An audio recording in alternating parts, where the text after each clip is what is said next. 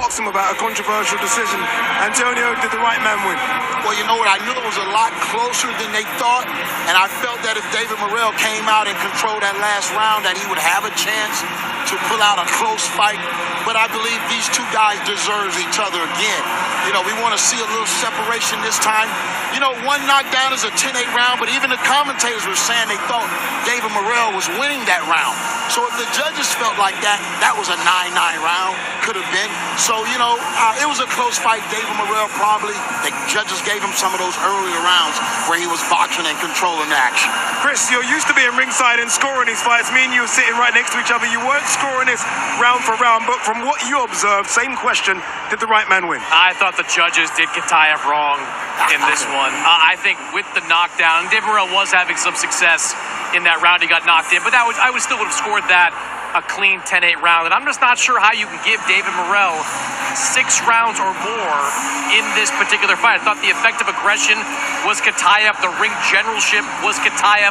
Obviously, the power punches, they were landed more consistently by Katayev. That was a head scratcher to me, how David Morrell came out of this fight with the win.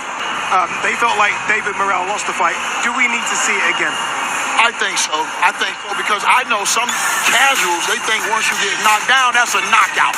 Because I know some casuals, they think once you get knocked down, that's a knockout. You know, they say the fight is over when you go down. So we just need to put these guys in there again and see who wins. That is Antonio Tarver calling Chris Mannix a straight casual. And you know he was talking about him because when Antonio Tarver was giving his breakdown, Chris Mannix was standing on the side of him, grinning, just shaking his head like, no, this is not a good take. So that's why when the mic got back around to Antonio Tarver, he fired on his ass and called him a casual. Because it's true. One, just because you get a knockdown, that's not guaranteed a win of a fight. Now, keep in mind, to a certain degree, I can't talk because I'm missing about 3 rounds due to DAZN's shitty production. You know, so I'm missing about 3.5 rounds myself. And honestly, when I did tune in, I thought Morrell was losing it. But the way he picked it up in the end, I thought he did enough to win. I just didn't think he would actually win. So I'm shocked that they gave him the win because I thought he did. But keep in mind, I'm missing 3.5 rounds myself. But from what I seen in the way he picked it up in the end and the display and the punches that he was landing on him in the end, it would have been kind of hard not to give it to Morrell. But nonetheless, I'm still shocked that, you know what I'm saying, he did win. To me, that was the right decision. And if people got a problem, go ahead and run it again. You know, plain and simple. Moving on. I want people to know that the Batiste win, that happened strictly because of the Tom and Jerry comments. Everybody know Alberto won. We know that. Batiste did a lot of ineffective aggressiveness. But Alberto won. Easy. Now, 2 weird ass decisions. One, I didn't expect them to do the right thing, and they did the right thing. The other one, when I thought it's obvious, you know what I'm saying, the champion was going to win, they give it to Batiste. And I'm going to tell you why. Because with him walking the opponent down like that, they could not reward that due to the Tom and Jerry comments. So he won that fight just strictly off the Tom and Jerry comment. Because they can't have a guy against the ropes and, as they would say, is running. They can't have him winning because it's going against what Turki Al-Sheikh is talking about and supposedly trying to bring out of boxing. So that win was political right there. And if you look at when they finna read the winner, it's all on Batiste's face that he lost. Look at his face. Go back and look at it. You can see it on his face. He knew he lost. He knew it, but they gave it to him. You know what I'm saying? Whatever. The Shakur Stevenson fight. Shakur went out there and Shakur did his thing, man. He really did. He went out there and did his thing. And the interesting thing about this is, I guess, for the sake of looking like casuals, Did anybody notice that they was trying to be real honest about Shakur? You know, Shakur is not a runner. Actually, his last couple of fights, he stands right there in the pocket. And this, that, the third. I'm like, what? That's the opposite of what y'all been saying about this kid to the public the entire time.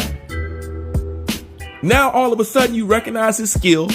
Everybody recognized that Shakur is really not a runner. You know what I'm saying? And they started giving him his props. Well, at the same time, during the fight, trying to act like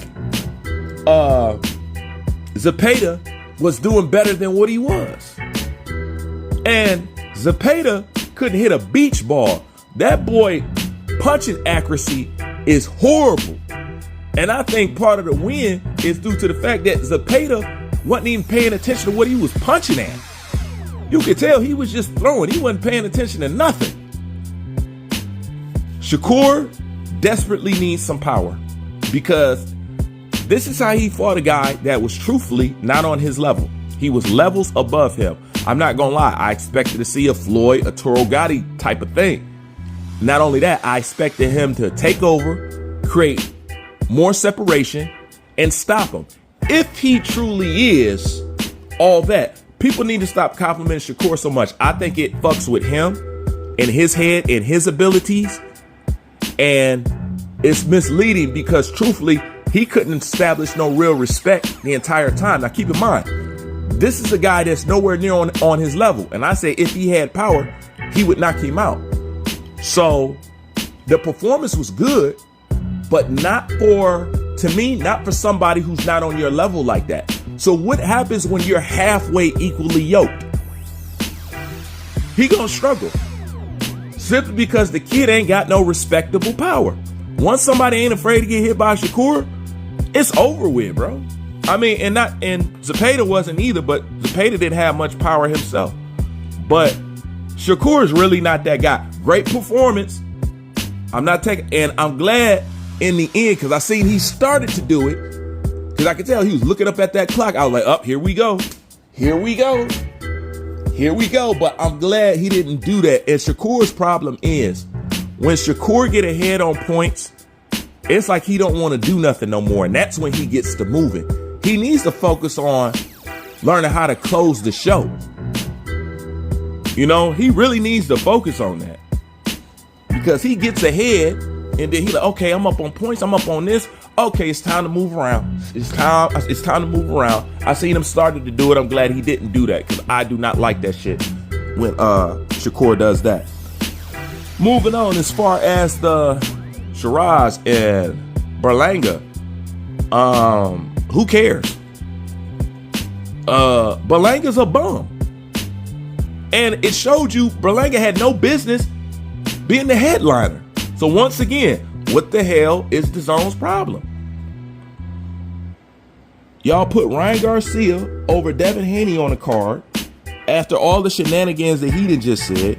You put Bum Berlanga over Shakur Stevenson and Zapeda, and that was obviously the fight that everybody bought this card for. It wasn't really no Shiraz and Bumlanga. You know, so they need to get their priorities straight in who they think people value over there at DAZN, okay? Because they do a lot of shit like some hating casual fans. You know, he shouldn't have been the headliner. Then, oh no, it's a double headliner. That's them just trying to correct what they fucked up because they knew it should have been Shakur. You know? But back to Shakur, I just want to say, if that was sugar in there, Shakur, he'd have stopped old boy, you know that. Need to watch your mouth, son. Need to watch your mouth. But other than that, dope card. DAZN bias as fuck. They need to come up with an option to mute so you could just watch or whatever and whatnot, because they always trying to employ their bullshit, especially when they see somebody in there that reminds them of them. But I liked it. Tell me what you think. Like, comment, subscribe. I'm out.